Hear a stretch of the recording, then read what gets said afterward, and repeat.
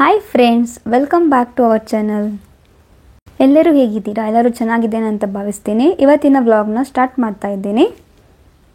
ಬೆಳಿಗ್ಗೆ ಎದ್ದು ಬ್ರೇಕ್ಫಾಸ್ಟಿಗೆ ಏನು ಮಾಡೋದು ಅಂತ ಎಲ್ಲರಿಗೂ ಒಂದೇ ಚಿಂತೆ, ಹಾಗೂ ಮಾಡಿ ತಿನ್ನಲಿಕ್ಕೆ ಅದನ್ನು ಒಂಥರ ಬೇಜಾರಾಗುತ್ತೆ. ನಾನು ಇವತ್ತೊಂದು ನಿಮಗೆ ಈಸಿ ದೋಸೆ ರೆಸಿಪಿಯನ್ನು ತೋರಿಸ್ತಾ ಇದ್ದೇನೆ. ನೀವು ಮುಂಚಿನ ದಿನವೇ ಇದನ್ನೇನು ರುಬ್ಕೋಬೇಕಂತಿಲ್ಲ. ಉದ್ದಿನ ದೋಸೆ ಥರ ಬೆಳಿಗ್ಗೆ ಎದ್ದು ಪಟ್ ಅಂತಲೇ ಮಾಡ್ಬೋದು. ಬನ್ನಿ ವಿಡಿಯೋನ ಸ್ಟಾರ್ಟ್ ಮಾಡೋಣ. ನಾನಿಲ್ಲಿ ಮಿಕ್ಸಿ ಜಾರಿಗೆ ಹಾಕುವ ಮೊದಲು ಇದೇ ಕಪ್ಪಲ್ಲಿ ಹೆಸರು ಬೇಳೆಯನ್ನು 1-2 ಕಪ್ಪಷ್ಟು ಅದನ್ನು ನೆನೆಸಿಟ್ಟಿದೆ. ಒಂದು ನೀರಲ್ಲಿ ಹಾಕಿ ಒಂದು 15 ನಿಮಿಷ ನೆನೆಸಿಟ್ರೆ ಸಾಕು ಹೆಸರು ಬೇಳೆ. ಅದನ್ನು ಆಮೇಲೆ ಅದನ್ನು ನೀರೆಲ್ಲ ಚೆನ್ನಾಗಿ ತೆಗೆದ್ಬಿಟ್ಟು ಮಿಕ್ಸಿ ಜಾರಲ್ಲಿ ಅದು ನೆನೆಸಿಟ್ಟಿರುವ ಹೆಸರು ಬೇಳೆನ ಹಾಕಬೇಕು. ಹಾಗೂ ಇದೇ ಕಪ್ಪಲ್ಲಿ 1 ಕಪ್ ಆಗುವಷ್ಟು ಫ್ರೆಶ್ ತೆಂಗಿನಕಾಯಿ ತುರಿಯನ್ನು ಹಾಕಿದ್ದೀನಿ.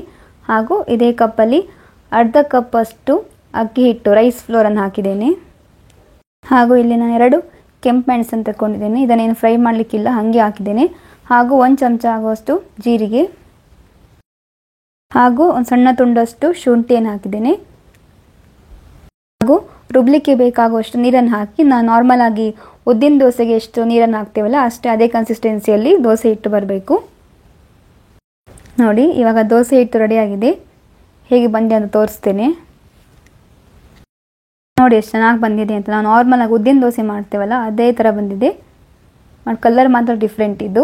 ಈಗ ನಾನು ಬೌಲಿಗೆ ಟ್ರಾನ್ಸ್ಫರ್ ಮಾಡ್ಕೋತೀನಿ. ಇದು ಒಂದು ಹೆಲ್ದಿ ಬ್ರೇಕ್ಫಾಸ್ಟ್, ಮಾಡಲಿಕ್ಕೂ ತುಂಬಾ ಈಸಿ, ಪಟ್ಟಂತ ಮಾಡ್ಬೋದು.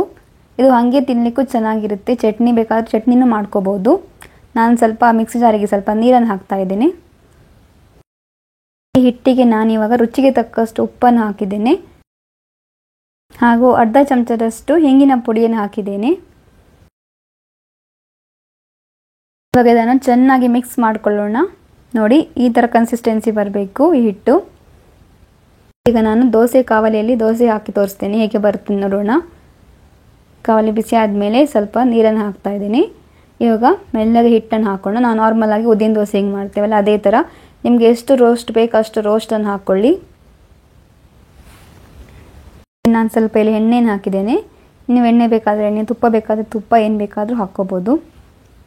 ನಾನು ಇವಾಗ ಇದಕ್ಕೆ ಒಂದು ಲಿಡ್ಡನ್ನು ಕ್ಲೋಸ್ ಮಾಡಿದ್ದೇನೆ. ನೋಡಿ, ಇವಾಗಲೇ ದೋಸೆ ರೆಡಿ ಆಗುತ್ತೆ. ಈಗ ನಾನು ಲಿಡ್ ಓಪನ್ ಮಾಡಿ ತೋರಿಸ್ತೇನೆ ಹೇಗೆ ಬಂದಿದೆ ಅಂತ.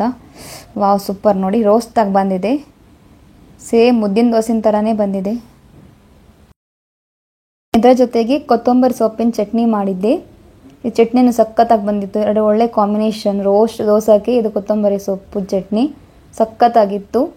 ಇವತ್ತಿನ ವ್ಲಾಗ್ ಆಗಿತ್ತು. ನಿಮಗೆ ಇವತ್ತಿನ ವಿಡಿಯೋ ಸ್ವಲ್ಪ ಆದರೂ ಇಷ್ಟ ಆದರೆ ಪ್ಲೀಸ್ ಒಂದು ಲೈಕ್, ಶೇರ್, ಕಮೆಂಟ್, ಹಾಗೂ ಇನ್ನೂ ಯಾರು ನಮ್ಮ ಚಾನಲ್ಗೆ ಸಬ್ಸ್ಕ್ರೈಬ್ ಮಾಡಿಲ್ಲ ಪ್ಲೀಸ್ ಹೋಗಿ ಸಬ್ಸ್ಕ್ರೈಬ್ ಮಾಡಿ. ನಿಮ್ಮ ಸಬ್ಸ್ಕ್ರಿಪ್ಷನ್ ನನಗೆ ತುಂಬಾ important. Thank you for watching friends. Take care. Bye. See you.